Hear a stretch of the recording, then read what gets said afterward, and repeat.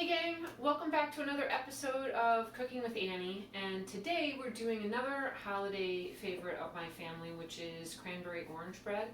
And I tell you, my mom would only make this at Christmas time, so when she made a loaf of it, when the cranberries were fresh, it was a matter of a heartbeat before the loaf was gone.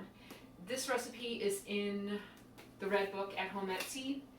And you can order those online. We will wrap them individually and personalize them if you're interested. And then the other cookbooks are there too.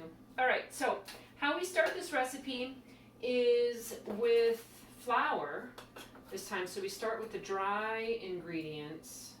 And the recipe itself is going to be on the blog, just like normal. And sugar. So 2 cups of flour, of sugar, and some baking powder, baking soda, and salt. And then a little, first off, let's get this into the, and the reason for sifting, it's a little loud, isn't it? The reason for sifting the flour is that it allows any lumps that are part of the flour to dissipate, but also especially with baking powder and baking soda, you want to have some way of making sure that you get those lumps out, because it is not pleasant to bite into a chunk of one of those two things.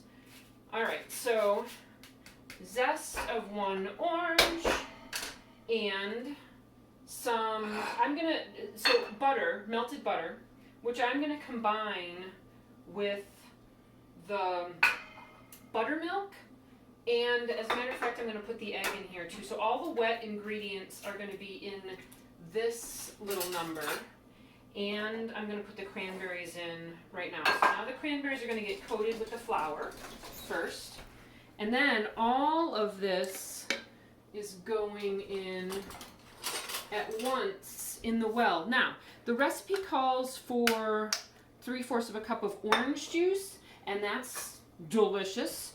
The other thing that really works is 3/4 of a cup of buttermilk or some combination. So the reason I'm using buttermilk today is because I want to use that orange, like I could have used that orange juice, but I want to use that orange for another recipe that I have going. So I've chosen to use buttermilk instead. The point is that you need to use something acidic. This recipe does really well with an acidic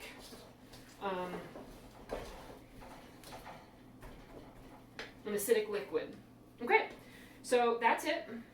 Then it goes right into the pan. The pan's already prepared, so I've already put some, I've already greased it. And it's going to go into here, and then it's going to bake in the oven for some time, 30 to 40 minutes. And then when it's done, I'll take it out and show you what it's supposed to look like. Until then, hang on. Alrighty, so the bread has come out of the oven, and it has cooled enough to be able to tip it out of the pan and kind of release it. For it to cool even more, so there's a bunch of steam there, right? So it rested for about 5 minutes, there's a bunch of steam.